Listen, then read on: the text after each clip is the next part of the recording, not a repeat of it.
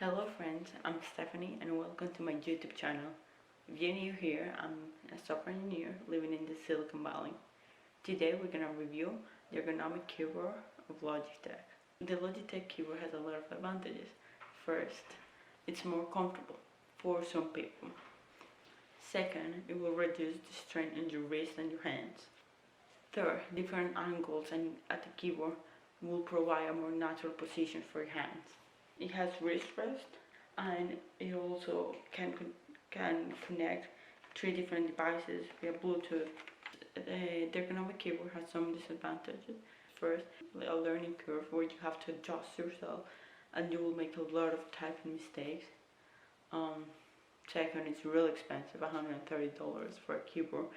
The point conclusion is that if you spend more than 8 hours in front of your computer and you start feeling a little bit of strain in your wrist, you should definitely consider investing in an ergonomic keyboard.